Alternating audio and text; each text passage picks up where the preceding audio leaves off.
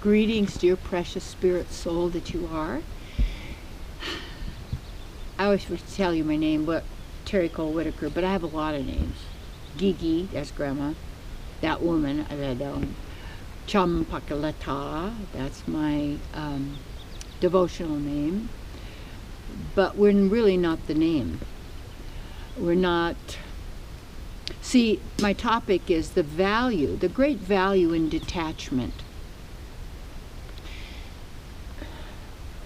You see, our nature is to be attached because we're not completely independent, because we're part of the divine, all that is, the source of all.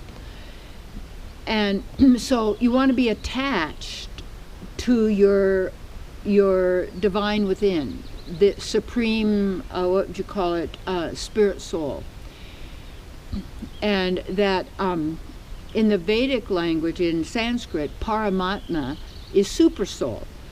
That is, we would call it the God within, or the divine, not the outer, but that which we are all part of. That you don't have to go to someone else to be unified with God. We already are. We're already so. But not when someone says God said this, you always say, well, which God? You know, which God are you involved with?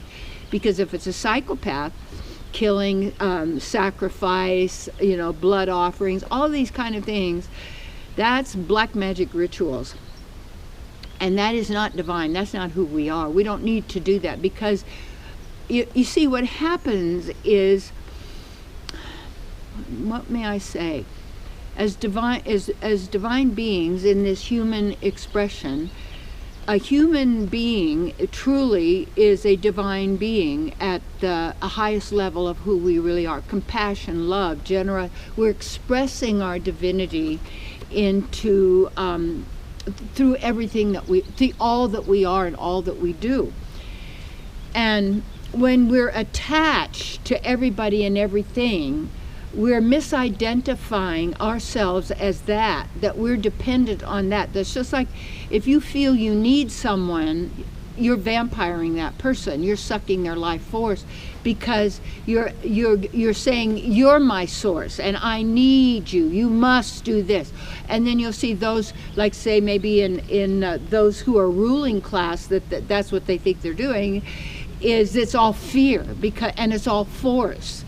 And so then you get reward or punishment. It's this kind of an outer thing.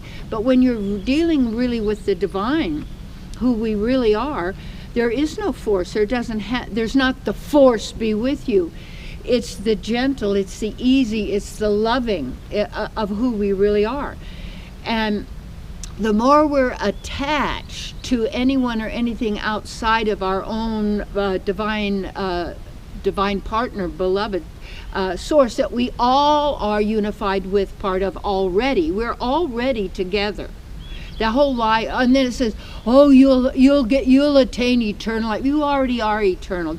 See, what happens is we get attached to meanings in words, and that's one of the ways humanity gets controlled. Obviously, the biggest way is through the words and the sounds and the meanings that are given to those, the definitions.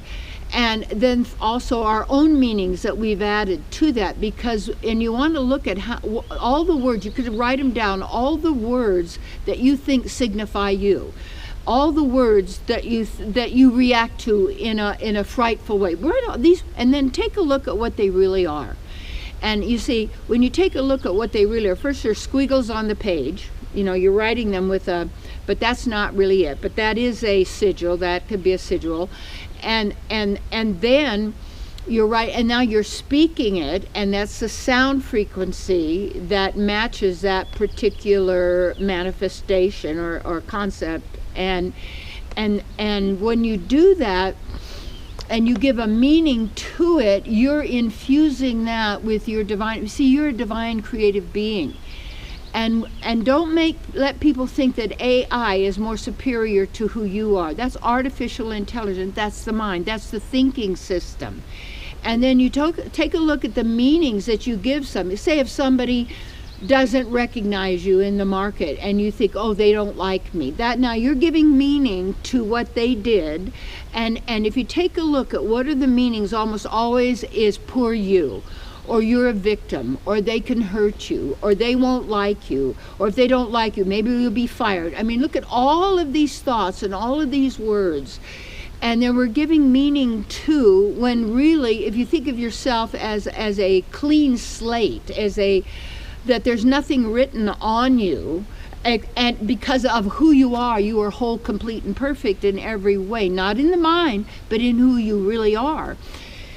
And then when we are taught to believe we are this meat stick, and that's all that we are, and that we are then set into a limitation of whatever religion, whatever neighborhood, whatever family, all of these, and then you go to the university where they're teaching you one song and one word because it's a universe, and then they're saying there's only one universe, and there's the one. No, these are numbers. You're not numbers. You're not a one. You see, these are all concepts, ideas.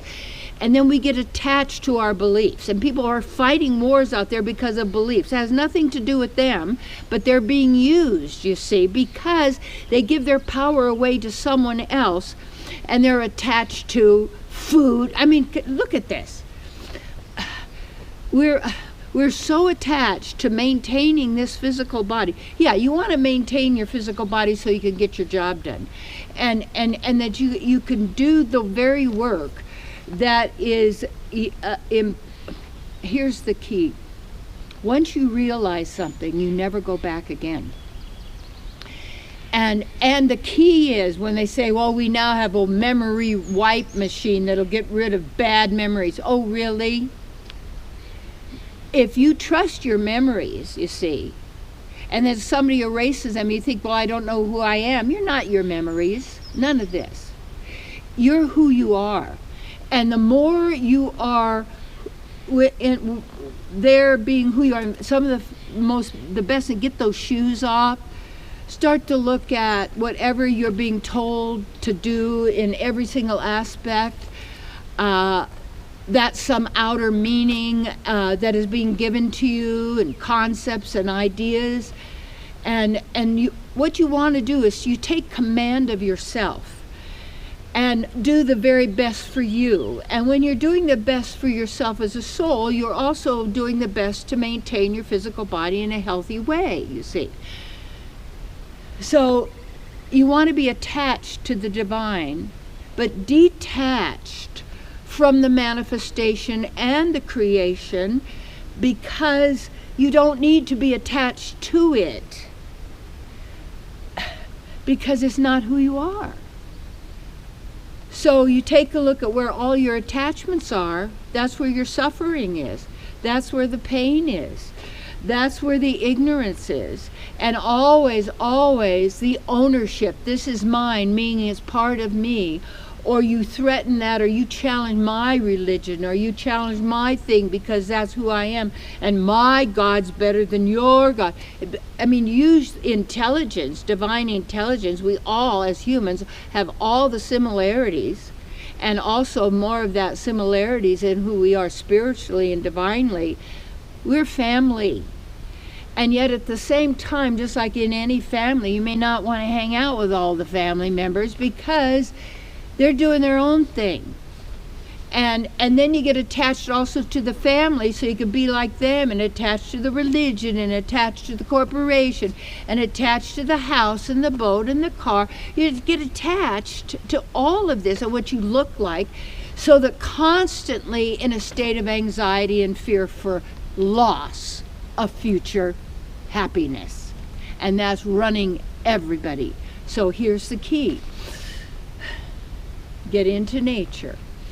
Practice the breathing. Bring yourself into who you really are.